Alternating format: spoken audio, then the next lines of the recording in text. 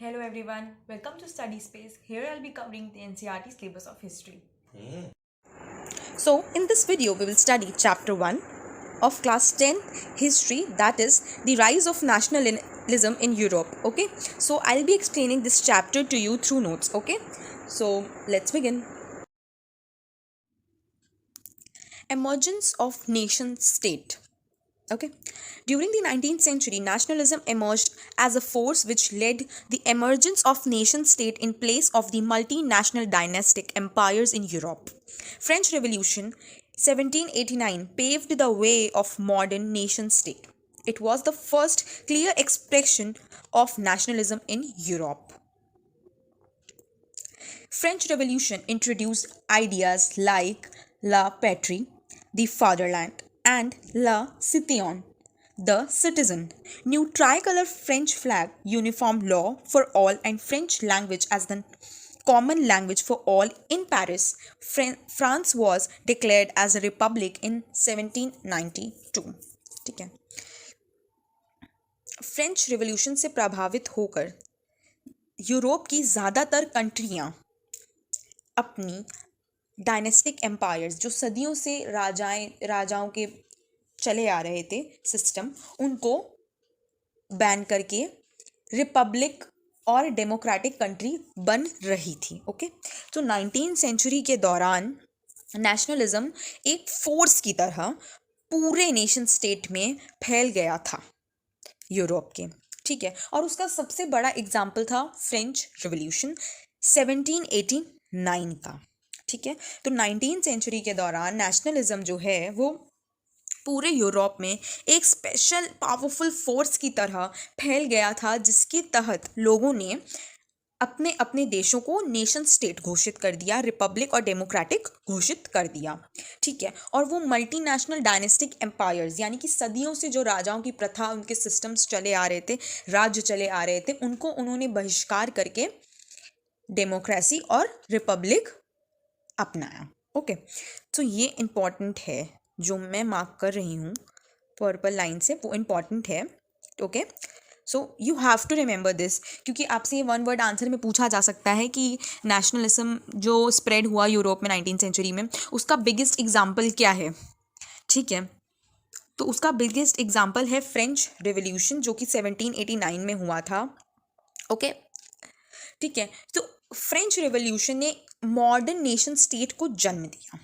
ठीक है, जिसकी वजह से पूरे यूरोप में नेशनलिज्म की फीलिंग देखने को मिल रही थी, और वो फीलिंग, वो फोर्स बहुत स्ट्रांग थी. ठीक है, इतनी स्ट्रांग थी कि यूरोप के ज़्यादातर एम्पायर्स को, जो सदियों से राज्य चले आ रहे थे, उनको भी उन्होंने पराजित कर दिया. ओके, और एक फ्री नेशन स्टेट खुद को घोषित कर दिया कि अब हमारी जनता ही हमारे लीडर्स को चुनेगी, और वो लीडर्स ही हमारे लिए वो रूल्स बनाएंगे, लॉज बनाएंगे, और हम उसी को फॉलो करेंगे. ठीक है, तो जो फ्रेंच रिवॉल्यूशन थी, उन्होंने कुछ आइडियाज़ लेके आए. ठीक है, मैं फिर से बताना चाहूँगी कि मैं जो ये पर्पल से मार्क कर रही हूँ वो इम्पॉर्टेंट है, और आप इसे एज अ पॉइंट याद करके अपने एग्जाम में लिखेंगे, then you will score a good marks. Okay, so तो फ्रेंच रिवॉल्यूशन आइडियाज़ लेके आए. La patrie means the fatherland. ठीक है, कि लैंड अगर आपको मिला है तो आपका ही है. ठीक है, फिर वो आपसे कोई नहीं छीन सकता. Okay, and le citoyen is the citizen के अपने कुछ अधिकार होते हैं, उसके कुछ राइट्स होते हैं. ठीक है, जो उससे कोई नहीं छीन सकता, not even the leaders, not even the kings. Okay, so वो बेसिक राइट्स हर एक सिटीजन के पास होते हैं और सबको मिलने चाहिए. ओके, सो तो जो ट्राई कलर फ्लैग था फ्रेंच का, ठीक है, वो लेके आए, मतलब अपना एक नया फ्लैग उन्होंने बनाया, जिसका एक अलग सिग्निफिकेंस था उनके अकॉर्डिंग. यूनिफॉर्म सिस्टम लेके आए. ठीक है, यानी कि सबके लिए समान यूनिफॉर्म, ऐसा नहीं कि अमीर के लिए कुछ अलग वैरायटी की यूनिफॉर्म और गरीब के लिए कुछ अलग वैरायटी की, नहीं, एक यूनिफॉर्म लॉ सिस्टम बनाया गया था सबके लिए. ओके, फ्रेंच लैंग्वेज को एक कॉमन लैंग्वेज बना दिया गया था. ठीक है, पेरिस में सबके लिए. ठीक है, कि सब लोग फ्रेंच में ही बात करेंगे मोस्टली. ठीक है, and French was declared Republic, यानी फ्रेंच को जो उसकी पूर्णतः आज़ादी है वो 1972 में मिल गई थी। ये इंपॉर्टेंट डेट ईयर्स हैं जो कुछ आपको याद रखने चाहिए, because it will help you in gaining marks. Okay, again I am telling you, जो मैं मार्क कर रही हूँ उस पर प्लीज़ विशेष से विशेष ध्यान दें। ओके, सो नेपोलियनिक कोड। अब नेपोलियन कुछ ऐसे लॉज लेके आया था जो कि सोसाइटी के लिए काफ़ी अच्छे थे और जिसकी वजह से लोगों ने नेपोलियन पे भरोसा करना शुरू कर दिया था। पर नेपोलियन खुद ही एक डिक्टेटर बन गया था बाद में फ्रांस का। ठीक है, नहीं पहले स्टार्टिंग में लोग हिटलर को भी अच्छा समझने लगे थे कि कुछ रूल्स और लॉज वो लेके आया था जो कि लोगों की हालत को सुधार रहे थे, तो लोगों ने सोचा कि ये हमारे मसीहा हैं, इसलिए वो लोग उन्हें ब्लाइंडली फॉलो करने लगे। बाद में जब उन्होंने अपने असली रंग दिखाने शुरू किए तब लोगों को समझ में आया नहीं, ये गलत कर रहे हैं। ठीक है, तो आगे देखते हैं नेपोलियन ने क्या क्या किया। Napoleon destroyed democracy in France but introduce Napoleonic code in 1804। This code removed all privileges based on birth and established equality before law. By abolishing the feudal system, Napoleon simplified administrative system, freed peasants from serfdom and manorial dues, removed guild restrictions, improved transport and communication system, introduced standardize। ठीक है, तो Napoleon ने democracy तो France से बिल्कुल हटा दी थी और नेपोलियनिक कोड नाम से एक लॉ जारी किया था 1804 में। Okay, again an important year. Okay, तो ये जो कोड था उसने सारे प्रिविलेजेस, सारे अधिकार, ठीक है, जो कि हमारे मौलिक अधिकार थे और जो कि इक्वलिटी ला रहे थे सोसाइटी में, उन सबको हटा दिया। ओके, जो लॉज हमारे बाय बर्थ थे और सोसाइटी में इक्वलिटी ला रहे थे, हमारे बेसिक राइट्स थे, जो हमारे बेसिक ह्यूमन राइट्स जो कि सोसाइटी में इक्वलिटी स्टैब्लिश कर रहे थे, उनको सबसे पहले नेपोलियन ने हटा दिया और डेमोक्रेसी की ऐसी की तैसी कर दी, डेमोक्रेसी की फ्रांस में। ठीक है, 1804 में। सो फिर आगे क्या किया उसने, फ्यूडल सिस्टम भी हटाया। देखिए ये तो है, ये फ्यूडल सिस्टम हटाया, ये अच्छी बात थी। ठीक है, जो लोग लैंड ओन करके फार्मर्स को टॉर्चर करते थे तो ये फ्यूडल सिस्टम में करते थे, तो उसको हटाया, ये अच्छी बात थी। तो लोगों को ये भी लगने लगा कि हाँ ये ज़्यादा अच्छे काम कर रहा है। जैसे आगे देखते हैं, नेपोलियन ने अपने एडमिनिस्ट्रेटिव सिस्टम को बहुत सिंप्लीफाई कर दिया था। उसने पीजेंट्स को फ्री कर दिया था सर्फडम से। सर्फडम मीन्स पहले पीजेंट्स जो हमारे थे वो बंधे होते थे कि भैया लैंड किसी और का है और हम उस पर काम कर रहे हैं। ठीक है, तो उन्हें जो लैंड के मालिक है उनके अनुसार काम करना पड़ता था और उनके अनुसार सब कुछ तय होता था। अब फॉर एग्जांपल, अगर एक आपके बीच में सौदा पक्का हुआ है कि 40% फार्मर रखेगा और 60% लैंड ओनर रखेगा। ठीक है, तो एक बारी खेती ज़्यादा हो गई, मान लेते हैं ज़्यादा अच्छी फसल हो गई। ठीक है, और इसने ना लैंडलॉर्ड को थोड़ा लालच आ गया कि इस बारी फसल अच्छी हुई है और किसान खुश हो गया कि मुझे 40% के अच्छे दाम मिल गए। 40% जो उसके हिस्से में था वो अच्छा खासा उसको मिल गया उसमें से। ठीक है, तो वो लालच में आ गया और लैंडलॉर्ड ने कहा कि नहीं, अब हम 40% नहीं, हम 30% कर दे रहे हैं तुम्हारा हिस्सा और हम अब 60 की जगह 70% हिस्सा रखेंगे। तो ये तो गलत बात है ना। भले ही लैंड आपका है, आपने सौदा पक्का किया तो आप उस पर अडिग रहिए, स्टिक टू दैट कॉन्ट्रैक्ट। पर ऐसा नहीं होता था। ठीक है, वो मन चाहे अपने हिसाब से रूल्स चेंज कर देते थे, जो कि गलत है। मेहनत तो पूरी किसान कर रहा है, फार्मर कर रहा है, सब चीज़, बस लैंड आपका है, वो बात आपकी सही है। पर आपने अगर एक सौदा किया है, कॉन्ट्रैक्ट किया है, तो आप उस कॉन्ट्रैक्ट के वर्ड्स को मानिए। पर ऐसा नहीं होता था। ठीक है, तो वो दबाव में आके, ठीक है, उसमें फिर उनको वो चीज़ करनी पड़ती थी क्योंकि पीजेंट्स फिर मजबूर हो जाते थे। तो उन्होंने पीजेंट्स को फ्री कर दिया और सर्फडम से भी मुक्ति दिला दी। ठीक है, और मैनोरल ड्यूज से भी, जो उधार वो लेते थे। ठीक है, एंड उधार उन्होंने जो लिए थे, ठीक है, उन्होंने गिल्ड रिस्ट्रिक्शंस भी हटा दिए थे।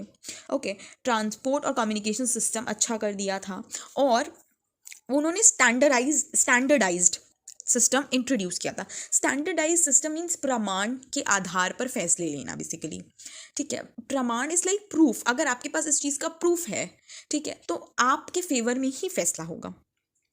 ठीक है, अगर आपके पास इस चीज़ का प्रूफ नहीं है, ठीक है, फॉर एग्जांपल कई बार प्रूफ भी होते हैं और तो भी राजा के हित में जो लोग होते हैं, ठीक है, राजा उनकी साइड से फैसला ले लेते हैं, वो सबूत वबूत को इतना नहीं मानते हैं। पर नेपोलियन ने ऐसा कहा था कि प्रमाण के आधार पर फैसले लिए जाएंगे। ओके, ठीक है, तो ये कुछ ऐसे सिस्टम्स थे जो कि नेपोलियन ने हटाए थे। ठीक है, जिसकी वजह से लोगों को लगने लगा था कि हाँ नेपोलियन ही फ्रांस में एक चेंज लेके आएगा, वो हमारा मसीहा बन के आएगा। हाँ ठीक है। तो ये कुछ चीज़ें हैं जो आपको याद रखनी चाहिए नेपोलियन के बारे में, कि भाई नेपोलियन हमारे फ्रांस में क्या क्या रूल्स उसने चेंज किए एंड क्या क्या अच्छे सिस्टम्स वगैरह लेके आया वो।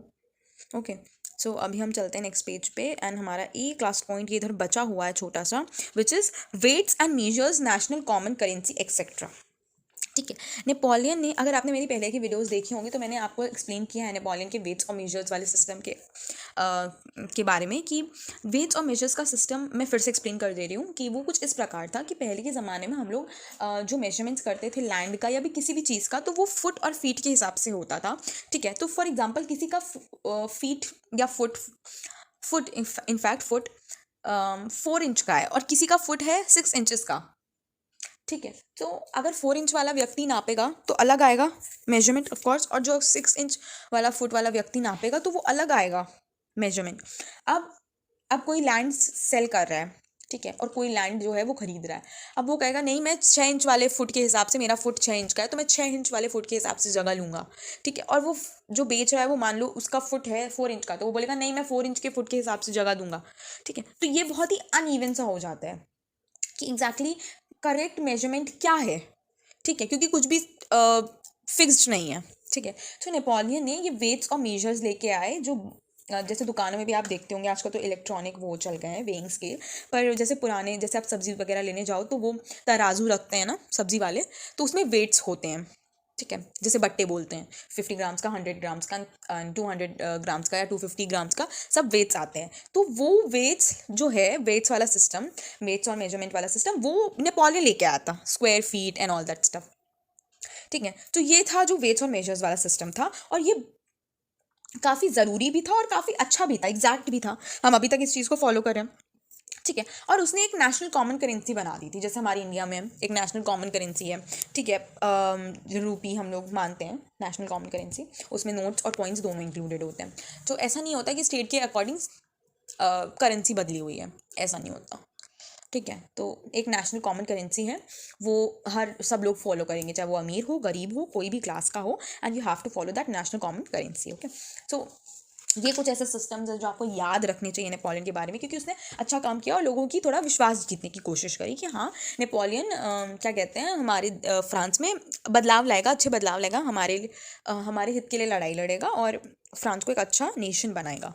ठीक है। बल्कि ऐसा नहीं था, फ्रांस ने फिर बाद में लोगों पे कब्जा करना शुरू कर दिया, फ्रांस पे नेपोलियन ने कब्जा करना शुरू कर दिया, और फ्रांस के आसपास के देशों में भी नेपोलियन ने कब्जा करना शुरू कर दिया था। ओके। सो ऐसा नहीं था वो फ्रांस में रूल करने आया था, डिक्टेटर था वो भी फ्रांस का ही। बाद में फिर he was defeated in the battle of Waterloo. Okay. So ये कुछ इंपॉर्टेंट चीज़ें हैं नेपोलियन के बारे में विच यू शुड रिमेंबर। इस नेपोलियन के बारे में डिटेल में मैंने बात करी है अपने पहले के वीडियोस में, अगर आप देखते हो तो I guess it's like in chapter 1 of class 9 which is the French revolution. Chapter है क्लास 9 का, फर्स्ट चैप्टर है, उसमें मैंने वीडियो बनाई है उस पर, एंड उसमें मैंने क्या कहते हैं नेपोलियन के बारे में डिटेल में बात करी है। ओके। सो उस वीडियो का लिंक मैं डिस्क्रिप्शन में डाल दूँगी if you want to see that. Okay.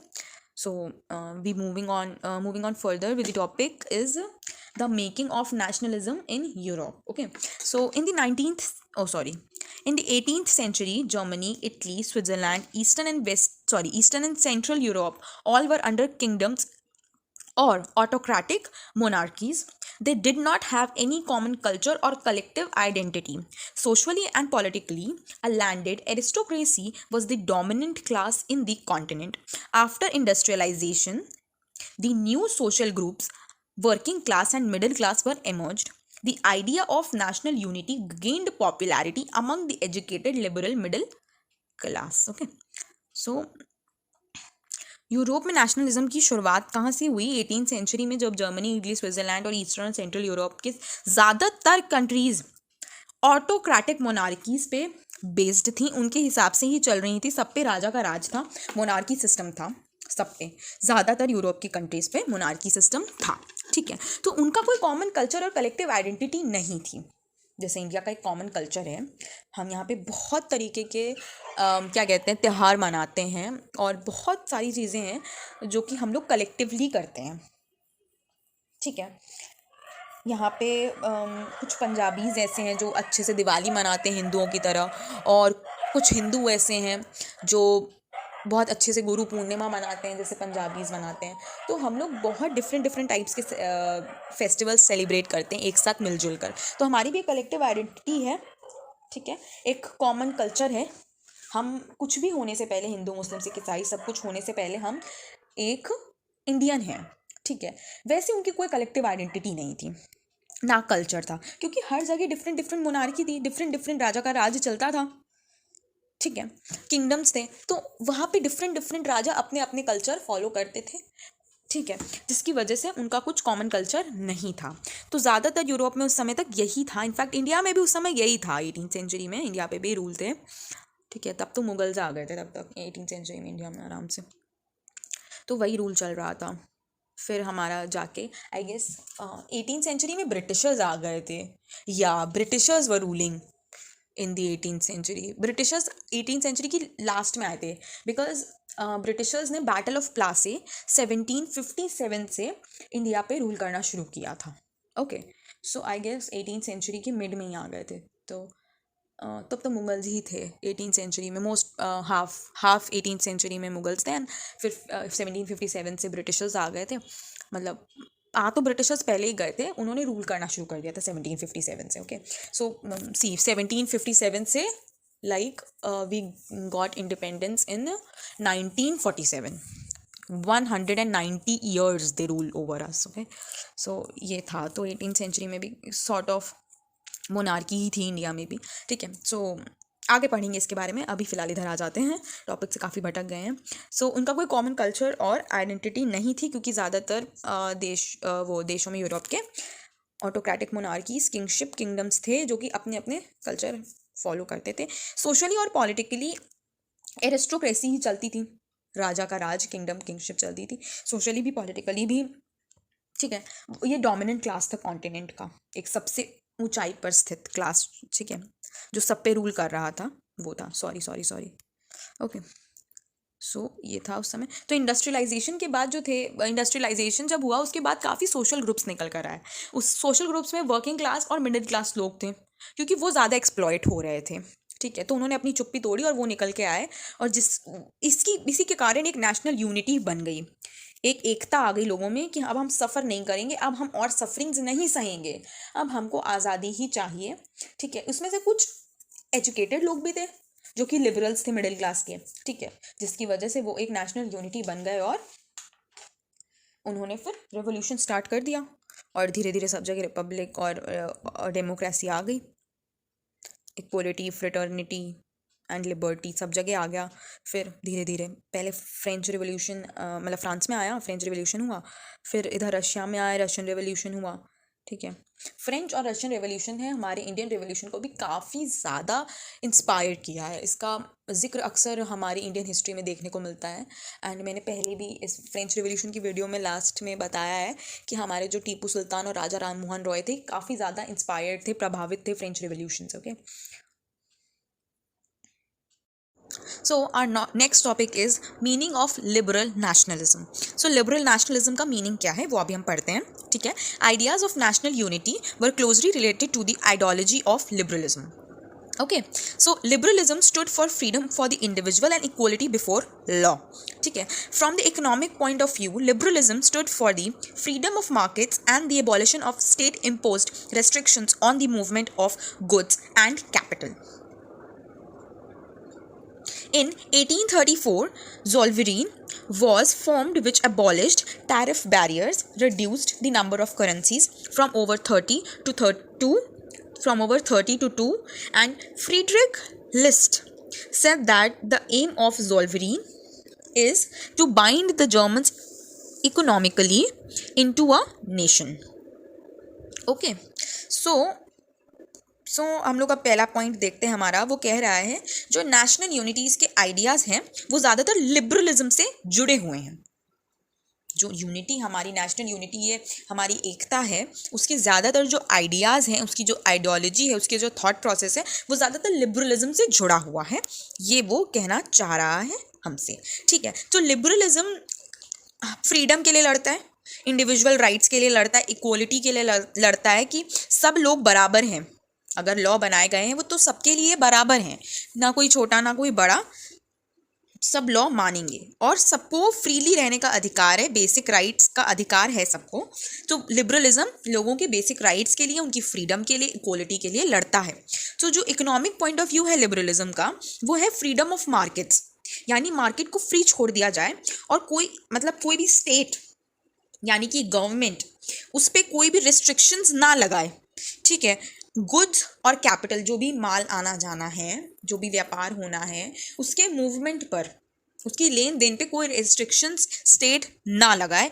ऐसा लिबरलिज्म का मानना है कि मार्केट को फ्री कर दिया जाए और वो अपने हिसाब से जो है वो अपना कारोबार व्यापार कर सकें। ठीक है, सो 1834 में Zollverein was German customs union. Okay, so it created a free trade area throughout much of Germany. ठीक है, तो एक Zollverein नाम की जर्मन कस्टम्स यूनियन बनी थी जिसने एक फ्री ट्रेड सिस्टम एरिया, मतलब फ्री ट्रेड एरिया निकाला था जर्मनी से। ओके, ज़्यादातर जर्मनी में फ्री ट्रेड एरिया होने लगा था। ठीक है, तो उसने टैरिफ बैरियर्स को बिल्कुल हटा दिया था, जो भी टैरिफ पे करना पड़ता था ये सब, तो ऐसा कुछ भी नहीं था। ठीक है, तो Zollverein ने हटा दिया था। उसने करेंसीज को भी रिड्यूस कर दिया था, 30 पहले पे करनी पड़ती थी और फिर बाद में सिर्फ 2 पे करनी पड़ती थी जब Zollverein आ गया तो। ठीक है, और जो फ्रीडरिक लिस्ट थे उन्होंने कहा कि Zollverein का जो एम है वो जर्मन्स को एक साथ बांध के रखना है। जो जर्मनी व्यापारी हैं और जो बाकी की जर्मनी की जनता है उन्हें इकोनॉमिकली बांध के साथ में रखना है, ये Zollverein का एम था। ओके, सो Zollverein एक बहुत ही इम्पॉर्टेंट यूनियन है। ठीक है, इम्पॉर्टेंट यूनियन है जिसके बारे में आपसे पूछा जा सकता है। ठीक है, सो आप याद रखना इसको कि Zollverein क्या थी और वो कब बनी एंड ऑल। ठीक है, और उसका एम क्या था, ये सब आपसे पूछा जा सकता है। और लीडर है फ्रीडरिक लिस्ट। ओके, जो Zollverein के फेवर में है। ठीक है, अ न्यू कंजर्वेटिज्म आफ्टर 1815 के बाद नया कंजर्वेटिज्म आया। ओके, वो देखते हैं कैसे। After the defeat of Napoleon in 1815, so Napoleon की हार कब हुई थी? 1815 इन the battle of Waterloo. Okay, so European governments were driven by the spirit of conservatism. ठीक है, कंजर्वेटिज्म की स्पिरिट के थ्रू यूरोपियन गवर्नमेंट ज़्यादातर चलती थी, क्योंकि पहले मोनार्की थी और मोनार्की तो अपना मोनार्की में बिलीव करेंगी भाई, उनके लिए तो राजा ही सर्वोपरि है। ठीक है, चर्च ही हाईएस्ट अथॉरिटी है। तो कंजर्वेटिव्स का यही मानना था that monarchy, church and social hierarchies and property family should be preserved.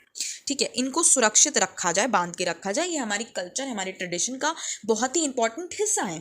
ठीक है, so the European powers like Britain, Prussia, it's not Prussia, it's Prussia, Austria and Russia, who defeated Napoleon, met at Vienna and signed the Treaty of Vienna in 1815. ठीक है, तो ये जो Europeans power थी, जो उस समय पावरफुल कंट्रीज थी यूरोप की, दैट वर ब्रिटेन, ठीक है, प्रशा, ऑस्ट्रिया, रशिया। ठीक है, इन्होंने नेपोलियन को हरा के, ये लोग वियना में मिले, वियना जगह है। ठीक है, और वहाँ पे इन सब लोगों ने, किसने, ब्रिटेन ने, प्रशा ने, ऑस्ट्रिया ने, रशिया ने ट्रीटी ऑफ वियना साइन करी 1815 में। Okay, so this you have to remember कि नेपोलियन को हराने के बाद इन लोगों ने ट्रीटी ऑफ वियना साइन करी। ओके, किन्हों ने साइन करी ये भी याद रखना ज़रूरी है, Britain, Prussia, Austria and Russia. जो मैं इंपॉर्टेंट ये पर्पल से मार्क कर रही हूँ वो इंपॉर्टेंट है, पॉइंट्स हैं, डेट्स हैं, ईयर्स हैं, वो सब प्लीज़ आपको बहुत ज़्यादा अच्छी तरह से याद होने चाहिए ताकि आप लिख पाओ एग्ज़ाम में। Okay, so this you have to, या फिर you should remember by heart. Okay, so अब हमारा नेक्स्ट पॉइंट है, इट्स नॉट टॉपिक, अभी हमारा ये वाला टॉपिक चल ही रहा है, कंजर्वेटिज्म आफ्टर 1815। सो इसमें एक नेक्स्ट पॉइंट है, जो ऑस्ट्रियन चांसलर थे ड्यूक मेटरनिक। ओके, इन्होंने कांग्रेस को होस्ट किया। ठीक है, Austrian chancellor duke Metternich hosted the Congress. ठीक है, उन्होंने कांग्रेस को होस्ट किया। किसने किया? चांसलर ड्यूक मेटरनिक ने। ठीक है, इनका मेन एम, जो इनकी कांग्रेस का मेन एम था, वो था restore conservative order in Europe which was opposed by the liberal nationalist. जो कि कंजर्वेटिज्म और लिबरलिज्म दो ऑपोजिट चीज़ें हैं, जिसके बारे में मैं आपको पहले भी डिटेल में पढ़ा चुकी हूँ। ओके, सो वो सब मेरी पुरानी वीडियोज़ में मिल जाएगा आपको, जैसे सोशलिज्म इन यूरोप में, ठीक है, क्योंकि अभी हम यूरोप के बारे में ये पढ़ रहे हैं। ठीक है, तो जो कंजर्वेटिज्म है और लिबरलिज्म है वो दोनों ही ऑपोजिट चीज़ें हैं। कंजर्वेटिज्म पुरानी ट्रेडिशन में ज़्यादा बिलीव रखती है, monarchy and church as the highest authority, और जो लिबरलिज्म है वो फ्रीडम, इक्वलिटी, इन सब की बात करते हैं, basic rights, natural human rights की बात करते हैं। तो ये दोनों ही ऑपोजिट चीज़ें हैं। तो इनका जो मेन एम था कंजर्वेटिव्स की कांग्रेस का, वो था कि यूरोप में हम कंजर्वेटिज्म को बचा के चलें, जिसका ऑपोजिशन लिबरल नेशनलिस्ट कर रहे हैं। ओके, तो इनका ये एम था, इनका मोटिव था। तो ये एम, इनका मोटिव, ये भी याद रखना ज़रूरी है। और आपसे क्वेश्चन भी करा जा सकता है कि कांग्रेस किसने होस्ट करी थी।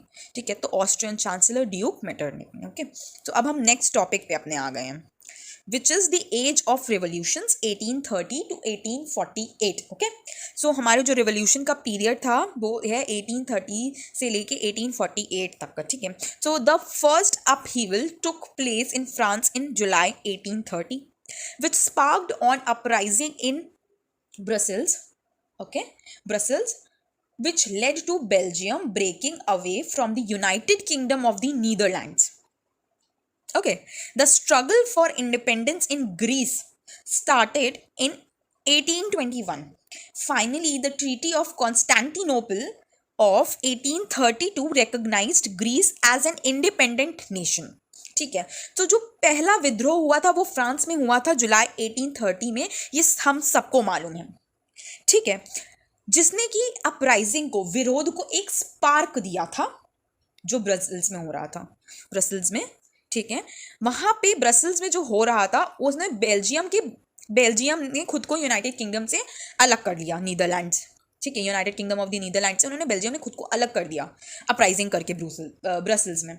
ठीक है, सो ये आपको याद रखना है कि ये लोग किससे इंस्पायर्ड हुए थे, फ्रांस में जो विद्रोह हुआ था उससे इंस्पायर्ड हुए थे 1830 में। ठीक है, सो जो बेल्जियम ने खुद को United Kingdom of the Netherland से अलग कर लिया। ठीक है, 1830 के विद्रोह के चलते एक बड़ा कदम उठाया गया, और वो बड़ा कदम क्या था ये आपको याद रखना ज़रूरी है। ओके, तो जो इंडिपेंडेंस का स्ट्रगल ग्रीस में शुरू हुआ था 1821 में, वो ट्रीटी ऑफ कॉन्स्टेंटिनोपल 1832 में ख़त्म हुआ, जिसने कि ग्रीस को एक इंडिपेंडेंट नेशन घोषित कर दिया। अब ग्रीस भी एक फ्री कंट्री है। ओके, और वो भी फ्री हो गई है। ओके, तो उनका इंडिपेंडेंस, उन्होंने जो स्ट्रगल था कब चालू किया था, 1821 में, ये याद रखना ज़रूरी है। 10-11 साल बाद उनको मिल गई मान्यता कि वो एक फ्री स्टेट है, एक फ्री नेशन है, उनको अपनी फ्रीडम मिल गई, और ट्रीटी ऑफ कॉन्स्टेंटिनोपल से ग्रीस को एक इंडिपेंडेंट नेशन घोषित कर दिया गया। ओके, सो अब आ जाते हैं फिर से हमारे नेक्स्ट टॉपिक पर, which is the emergence of nationalist feelings. Okay, culture played an important role in creating the idea of nation. Romantic artist and poets criticized the glorification of reason and sciences. Johann Gottfried Herder. Okay, Johann Gottfried Herder claimed that true German culture was to be discovered among the common people, thus folk. Okay, Poland became to use language and music as a weapon of national resistance. ठीक है, ऐसा मानना है कि culture एक बहुत ही important role play करता है नेशन को बनाने में, जो कि सच भी है। एक नेशन को उसका कल्चर ही डिफरेंट बनाता है दूसरे नेशन से। ठीक है, दो नेशंस हैं, दोनों का कल्चर डिफरेंट है, तो ये डिफरेंस है दो नेशंस में। अगर कल्चर सेम होगा तो वो नेशन भी एक ही होगा, पर अगर कल्चर में डिफरेंस है तो आप इजीली डिफ्रेंशिएट कर पाएंगे कि ये नेशन कौन सा है। ठीक है, तो जो रोमांटिक आर्टिस्ट थे हमारे, ठीक है, उन्होंने क्रिटिसाइज्ड किया glorification of reasons and sciences का। ठीक है, उन्होंने इसके विरोध किया। ठीक है, साइंसेस को और रीजंस को। ठीक है, रोमांटिक आर्टिस्ट और पोएट्स ने। ठीक है, उन्होंने बोला साइंसेस और रीजंस जो हैं वो बेकार की बातें हैं। ठीक है, वैसे ये पूरी तरह से सही भी नहीं है और पूरी तरह से गलत भी नहीं है, अपना अपना पर्सपेक्टिव होता है। एक साइंटिस्ट का अलग पर्सपेक्टिव होगा दुनिया को देखने का, और एक पोएट का अलग होगा, है ना। तो वही जो है वो पोएट्स मैजिकल चीज़ों में ज़्यादा बिलीव रखेंगे, that God exist and God created the world and nature is beautiful and it's all natural, और साइंसेस जो है वो प्रूफ्स में ज़्यादा बिलीव रखेंगे, अपनी थ्योरीज में ज़्यादा बिलीव रखेंगे. सो दोनों कॉन्ट्रडिक्ट करता है अक्सर ही. ठीक है, दैट्स वाई रोमांटिक आर्टिस्ट ने क्रिटिसाइज किया glorification of reason in sciences को. तो जो हमारे गोहान गॉटफ्रेड हर्डर थे, उन्होंने बोला कि जर्मन का जो असली कल्चर है वो डिस्कवर्ड कॉमन पीपल में ही हो पाएगा, क्योंकि जर्मन का जो ट्रू कल्चर है वो जर्मन के कॉमन पीपल में ही छुपा हुआ है. ओके, उनके बीच में ही है, उनके अंदर है, उनके अंदर बसा हुआ है, जो उनसे कोई नहीं छीन सकता. Okay, so you have to remember this, that who said that true German culture was to be discovered among the common people, thus woke. Okay, thus woke बोला गया कॉमन पीपल को. और ये योहान गॉटफ्रेड हर्डर जो थे उन्होंने ये बोला. ओके, सो जो पोलैंड था उसने अपनी लैंग्वेज और म्यूजिक को हथियार बना लिया पोलैंड ने, और उसको नेशनल रेजिस्टेंस के लिए इस्तेमाल किया कि उसके थ्रू हम फ्रीडम पाएंगे, म्यूजिक और लैंग्वेज के थ्रू. ओके, पोलैंड में ऐसा हुआ. Okay, so moving on further we come to the next topic which is hunger, hardship and popular revolt. ठीक है, अब लोग स्ट्रगल भी कर रहे हैं, खाने को नहीं है, पहनने को नहीं है.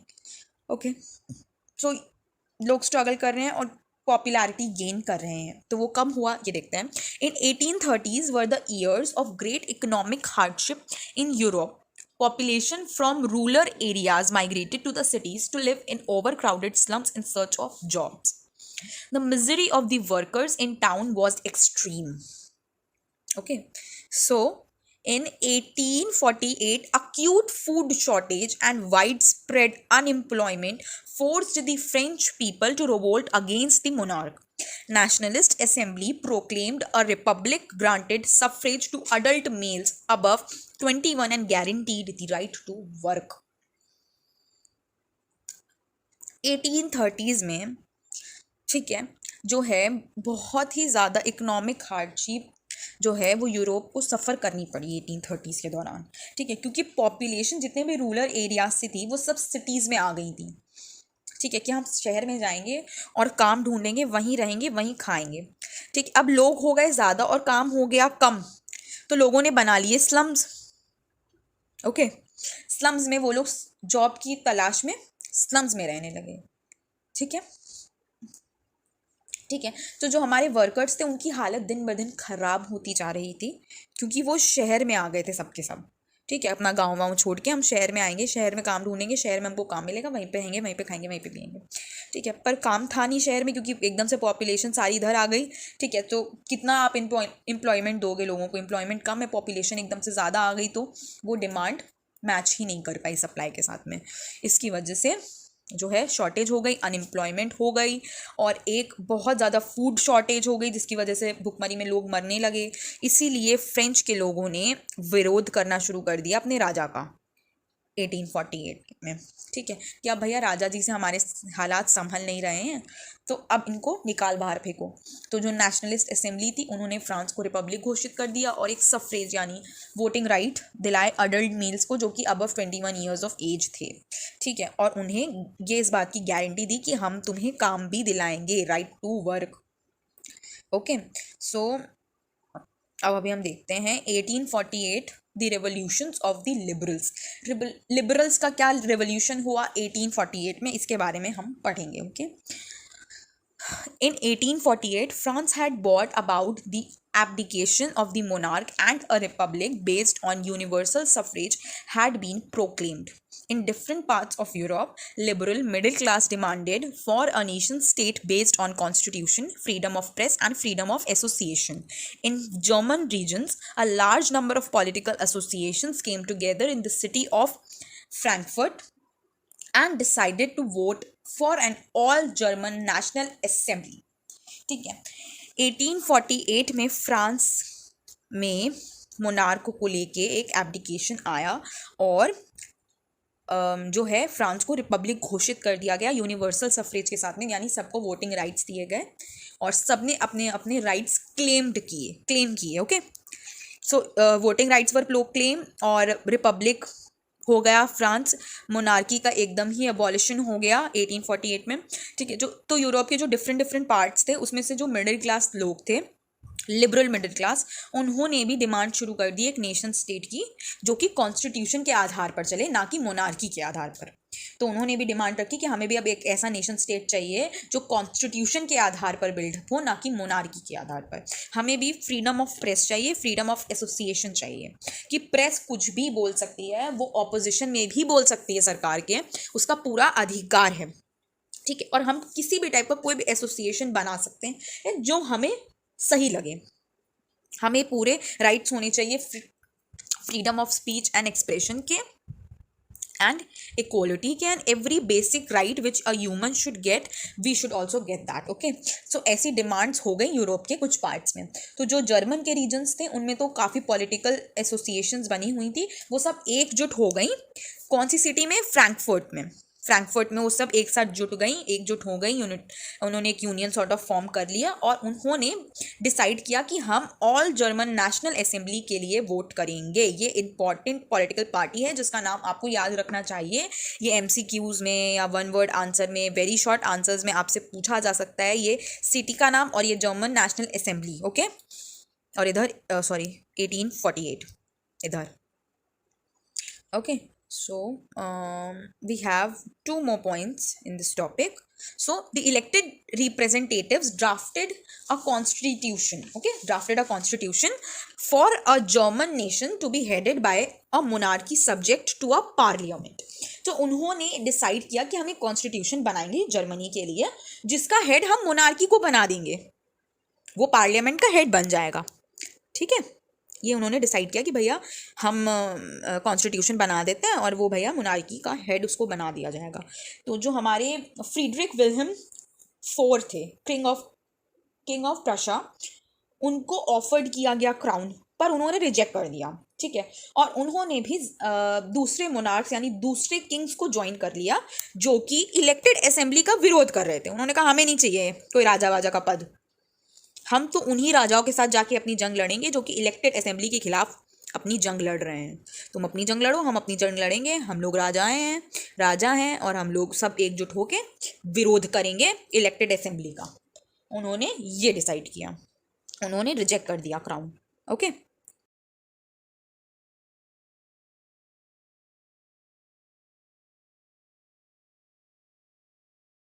Issues of political rights to women, okay.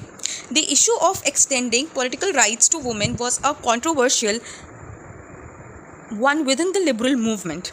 Women formed their own political associations, founded newspapers, and took part in political movements, okay. In 1848, liberal movements were suppressed by the conservatives, okay. Serfdom and bonded labor were abolished both in Habsburg dominions and in Russia.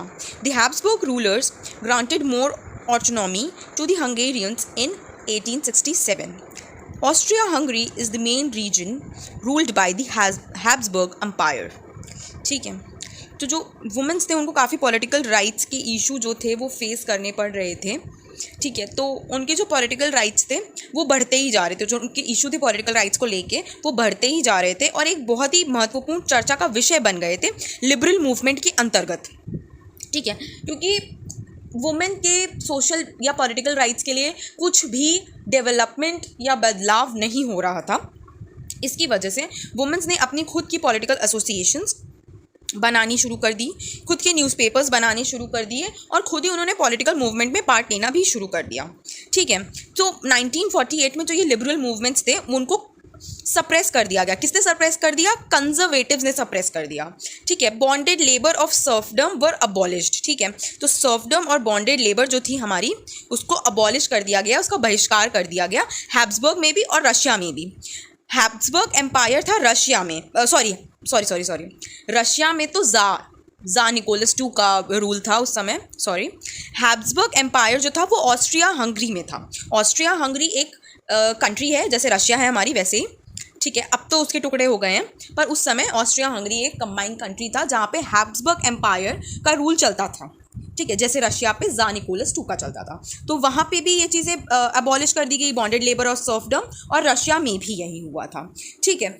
तो जो Hungarians थे, Hungarians किसको बोलेंगे? Hungary के citizens को Hungarians बोलेंगे, okay. जो Hungary है, ऑस्ट्रिया हंगरी, उसके सिटीजन्स को हम हंगेरियंस बोलेंगे। तो उन्होंने अपने जो सिटीजन्स थे उनको ज़्यादा ऑटोनॉमी दे दी थी 1867 में। किसने दे दी थी? हैब्सबर्ग रूलर्स ने दे दी थी। ओके, तो हैब्सबर्ग एम्पायर को रूल, मतलब एम्पायर का रूल कहाँ था? ऑस्ट्रिया हंगरी में था। तो वही एक रीजन था जो क्या कहते हैं, हैब्सबर्ग एम्पायर के अंडर था। ओके, सो ये हो गया हमारा। अब हम नेक्स्ट टॉपिक की तरफ बढ़ते हैं, which is making of Germany and Italy. ठीक है, unification of Germany.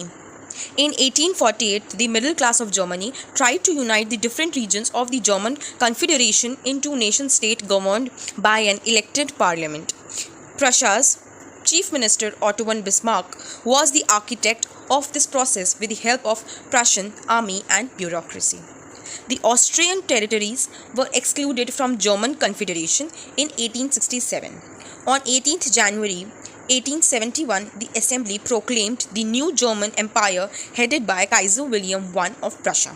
Okay, so Germany कैसे यूनाइट हुआ हम देखेंगे। यूनिफिकेशन ऑफ जर्मनी हम अभी पढ़ेंगे। ओके, तो 1848 में जो मिडिल क्लास लोग थे जर्मनी के, उन्होंने ट्राई किया कि हम जर्मनी के डिफरेंट रीजन्स को यूनाइट कर दें। ठीक है, जर्मन कॉन्फेडरेशन नाम से एक नेशन स्टेट बना दें जो कि इलेक्टेड पार्लियामेंट के थ्रू रन करे। ठीक है, उन्होंने ऐसा सोचा। तो जो प्रशा के चीफ मिनिस्टर थे Otto von Bismarck, okay, so you have to remember this name, Otto von Bismarck, उनके साथ में मिलके उन्होंने एक प्रोसेस मतलब जर्मन के लोगों ने एक योजना बनाई, उनका हेल्प लेके पर्शियन आर्मी के थ्रू, मतलब पर्शियन आर्मी की हेल्प से और उनकी ब्यूरोक्रेसी की हेल्प से उन्होंने हेल्प लेके ये चीज़ करने की ट्राई करा। ओके, तो जो ऑस्ट्रियन टेरिटरीज थी वो जर्मन कॉन्फेडरेशन से एक्सक्लूड कर दी गई 1867 में। Okay, so this you have to remember. इसको पूछ सकते हैं एज अ वन वर्ड कि कौन सी ऐसी टेरिटरीज थी जो एक्सक्लूड कर दी गई जर्मन कॉन्फेडरेशन से 1867 में। ठीक है, या फिर ऐसे पूछ सकते हैं कि in which year the Austrian territories were excluded from German Confederation.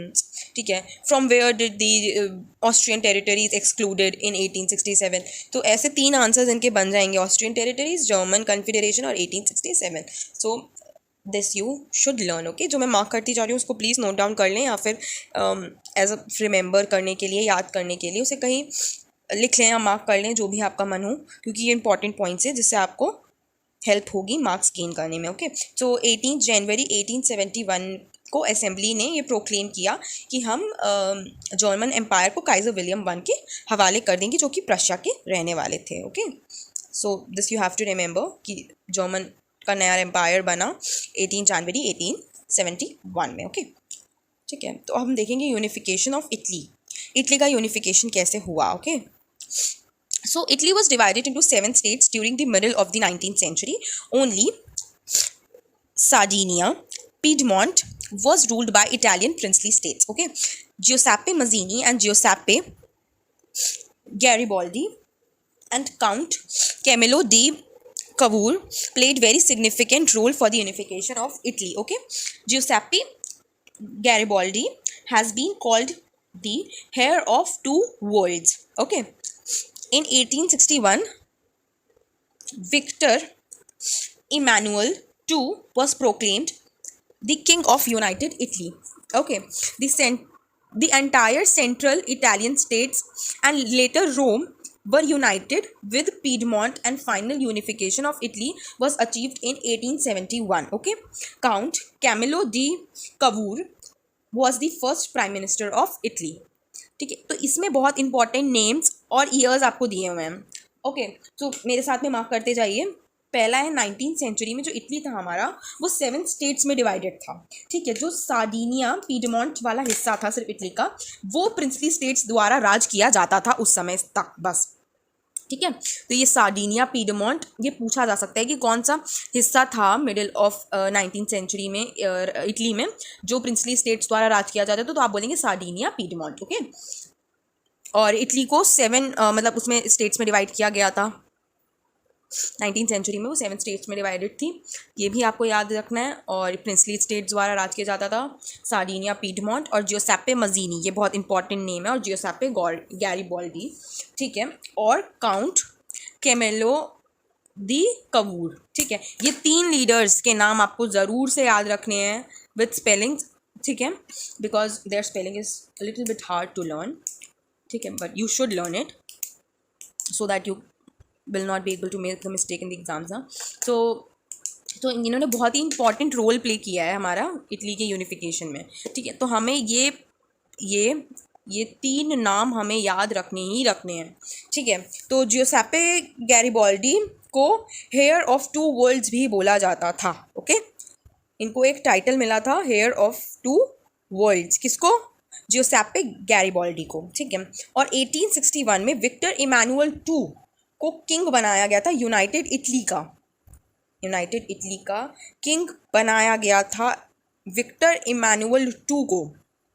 Okay, किस में बनाया गया था? 1861 में बनाया गया था, king of united Italy. So this you should remember. Okay, Giuseppe Garibaldi को हेयर ऑफ 2 वर्ल्ड्स बोला गया था, मतलब इनको टाइटल मिला था एज अ ऑनर, ठीक है. और विक्टर इमैनुअल 2 को 1861 में प्रोक्लेम किंग कर दिया गया था यूनाइटेड इटली का. ओके, सो जो पूरा एंटायर सेंट्रल इटालियन स्टेट्स, जितने भी सेंट्रल स्टेट्स थे इटली के और रोम के साथ में, उनको यूनाइट कर दिया गया. पीडमोंट को भी ले लिया गया अब. ओके, एंड फिर फाइनल यूनिफिकेशन जो था इटली का वो कब हुआ?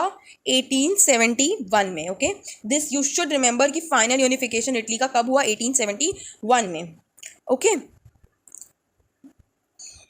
तो एंटायर सेंट्रल इटालियन स्टेट्स और रोम और पीडमोंट को मिला के पूरा इटालियन स्टेट्स जितने भी थे सेंट्रल, वो सब यूनाइट कर दिए गए इटली के. और काउंट कैमिलो दी कवूर को first prime minister of Italy घोषित कर दिया गया. ओके, सो फिर ये नाम इंपॉर्टेंट आ जाता है. First prime minister of Italy के नाम से आपको ये नाम याद करना ही पड़ेगा.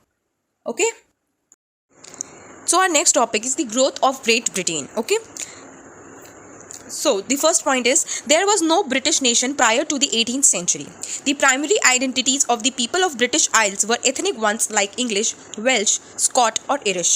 The English Parliament seized power from monarchy in 1688 and a nation state with England at its centre emerged. The Act of Union 1707 between England and Scotland resulted in the formation of the United Kingdom of Great Britain. Ireland was included in the United Kingdom. The symbols of New Britain, that is, the British flag, Union Jack, and the national anthem, God Save Our Noble King, and the English language were strongly promoted. Okay, so जो हमारा great Britain था, पहले British 18th century से पहले कोई भी British nation नहीं था. ओके, सो ब्रिटिश नेशन बना कैसे? तो प्राइमरी आइडेंटिटीज़ जो हैं पीपल की, वहाँ के लोगों की पहचान जो है ब्रिटिश के, वो एथनिक है. ठीक है, उनकी खुद की बहुत पुरानी है, जैसे इंग्लिश की है, वेल्श की है, स्कॉट की है और इरिश लोगों की है. ठीक है, Irish the people of Ireland is known as Irish and Scotland. ठीक है, तो जो इंग्लिश पार्लियामेंट था उसने अपनी पावर गेन की थी 1688 में. ठीक है, तो एक नेशन स्टेट बन के आया था, इंग्लैंड नाम से एक नेशन स्टेट बन के आया था उधर. ओके, 1868 में मोनार्की आई थी उधर. ठीक है, तो उनका एक्ट ऑफ यूनियन था. एक्ट ऑफ यूनियन नाम से कुछ एक्ट हुआ होगा या उन्होंने कुछ साइन किया होगा 1707 में. तो ये साइन जो हुआ था, ये जो भी ट्रीटी साइन हुई थी एक्ट ऑफ यूनियन, वो इंग्लैंड और स्कॉटलैंड के बीच में हुई थी. फिर इंग्लैंड और स्कॉटलैंड मर्ज हो गए और उन्होंने यूनाइटेड किंगडम बनाया, जिसको हम ग्रेट ब्रिटेन के नाम से अभी जानते हैं. Okay, so act of union 1707 में इंग्लैंड और स्कॉटलैंड की फॉर्मेशन से हमारा United Kingdom of Great Britain बना. ओके, सो आयरलैंड भी इंक्लूडेड था हमारा यूनाइटेड किंगडम में, हमारा आयरलैंड भी इंक्लूडेड था. ओके, सॉरी, एंड आयरलैंड भी इंक्लूडेड था. सो जो सिंबल है न्यू ब्रिटेन के वो देख लेते हैं हम लोग. पहले तो ब्रिटिश फ्लैग को बोलते हैं Union Jack. Okay, Union Jack. फिर नेशनल एंथम आ जाता है. क्या है national anthem? God save our noble king. ये इनका नेशनल एंथम है, God save our noble king. ठीक है, और उनकी इंग्लिश लैंग्वेज जो कि हाईली ये लोग प्रमोट करते हैं पूरे वर्ल्ड में, इंग्लिश एक अब इंटरनेशनल लैंग्वेज बन गई है. ओके, सो ये सब चीज़ें हैं जो आपको याद रखनी है इंग्लैंड के बारे में. Okay, so visualising the nation. Okay, अब हम नेशन को विजुअलाइज करते हैं. Artist in the 18th and 19th century found a way out by personifying nations. Nations were then portrayed as female figures. In France, the female allegory was Christine Marion, okay, and Germania became the allegory of the German nation. ठीक है, सो artist ने अपना दिमाग लगाया 18th और 19th century में, और इन्होंने किया क्या, इन्होंने पर्सोनिफाई करना शुरू कर दिया नेशंस को, देशों को पर्सोनिफाई करना शुरू कर दिया. जैसे हमारे यहाँ भारत माता, ठीक है, हम लोग इंडिया को मदर इंडिया बोलते हैं, ठीक है, भारत माता की जय. हम लोग कैसे पर्सोनिफाई करते हैं कि भारत हमारी माँ है, हम इसी भूमि से जन्मे हैं, ठीक है. तो ऐसे उन्होंने भी पर्सोनिफाई करना शुरू कर दिया. तो ये पर्सोनिफिकेशन जो शुरू हुआ था वो 18th और 19th सेंचुरी में शुरू हुआ था, और नेशंस को पोर्ट्रे किया जाता था, ऐसा दिखाया जाता था कि वो फीमेल्स फिगर्स हैं. ओके, सो फ्रांस में फीमेल एलिगरी थी क्रिस्टीन मैरियन, ओके, मैरियन, और जर्मेनिया थी जर्मन नेशन की. Okay, so this you have to remember. ये वन वर्ड में पूछा जा सकता है कि फीमेल एलिगरी बताइए जर्मन नेशन की और फ्रांस नेशन की. सो आप ये नाम लिख सकते हैं. ओके, ऐसे उन्होंने पोर्ट्रे करना शुरू किया था फीमेल फिगर्स. अब हम देखते हैं नेशनलिज्म एंड इम्पीरियलिज्म. ठीक है, नेशनलिज्म और इम्पीरियलिज्म कैसे फैला पूरे विश्व भर में. By the last quarter of the 19th century, the nationalism no longer retained its idealistic liberal democratic sentiment. The nationalist groups became increasingly intolerant with each other and were ready to start war. The Balkans was a region of geographical and ethnic variations, and the inhabitants of this region were known as Slavs. Okay, the Balkans area was known as Podo Keg of Europe. Okay, was known as the Podo Keg of Europe. Okay, large part of the Balkans was under the control of the Ottoman Empire. Each power, Russia, Germany, England, Austria, Hungary, wanted to control its power over the area, and it led series of war in the region and finally the First World War. ठीक है, तो जब 19th century आते आते तक जो ये nationalism था वो अपने आइडियलिस्टिक लिबरल सेंटिमेंट्स डेमोक्रेटिक वाले खो चुका था. ठीक है, कि हमको डेमोक्रेसी चाहिए, हाँ, मतलब हमको अपने इक्वल राइट्स चाहिए, ठीक है, सब लोग इक्वल हैं, ये सब वो चीज़ें खो चुका था. ठीक है, अब लोगों को लगता, अब ये जो नेशनलिस्ट ग्रुप्स बन रहे थे हर जगह, वो एक दूसरे के दुश्मनी हो गए थे. ठीक है, वो एक दूसरे को बर्दाश्त ही नहीं कर पा रहे थे. ठीक है, तो उन्होंने अपना ही खुद वॉर लड़ने के लिए बिल्कुल तैयार थे. ठीक है, तो जो बॉल्कन्स जो रीजन था वो, ठीक है, पहले तो अभी ये मार्क कर लेते हैं, जो नेशनलिस्ट ग्रुप्स थे वो इनटॉलरेंट होते जा रहे थे एक दूसरे की तरफ, और खुद ही वॉर शुरू करने के बिल्कुल तत्पर थे कि अब हम लड़ाई करेंगे ही करेंगे. तो जो बॉल्कन्स का रीजन था वो एथनिक वेरिएशंस और जोग्राफिकल वेरिएशंस में भी था पूरा. ठीक है, और इनके जो इनहैबिटेंट्स थे, मतलब वहाँ जो लोग रहते थे, उन्हें स्लाव्स बोलते थे, स्लाव्स. ठीक है, स्लाव्स. ओके, सो ये याद कर सकते हैं, बॉल्कन्स रीजन जियोग्राफिकल और एथनिक वेरिएशंस का था, inhabitants of it region were known as Slavs, और Balkans area was known as the powder of keg Europe. Sorry, Balkans area was known as the powder keg of Europe. Okay, तो ये भी आपको याद करना चाहिए कि उसको क्या कहते थे बॉल्कन्स रीजन को. तो जो लार्ज पार्ट था बॉल्कन्स का वो ऑटोमन एम्पायर के अंडर आता था. ऑटोमन एम्पायर था, उसके अंडर आता था लार्ज पार्ट. किसका? बॉल्कन्स का लार्ज पार्ट आता था ऑटोमन एम्पायर के अंदर. ठीक है, पर जितनी भी पावर थी, Russia, Germany, England, Austria, Hungary, सब चाहते थे कि बॉल्कन्स का जो रीजन है उसको कंट्रोल का पावर हमको मिल जाए. ठीक है, इसी चक्कर में इन्होंने लड़ाई शुरू कर दी. लड़ाई शुरू होते होते ऐसी चीज़ें हो गई, इंसिडेंट्स ऐसे होते गए, और जिससे कि फर्स्ट वर्ल्ड वॉर की शुरुआत हो गई और फर्स्ट वर्ल्ड वॉर हुआ. तो फर्स्ट वर्ल्ड वॉर बॉल्कन्स पे कब्जा करने के चक्कर में हुआ था. ठीक है, तो by this we get the end of our chapter. Okay, so that's it. These are the important points which I'm marking, so please note it down. Okay, and if you have any queries, then you can mention them in the comment section below. Okay, Thanks for watching. The notes of the related topic are given in the description box below. Please like, share and subscribe.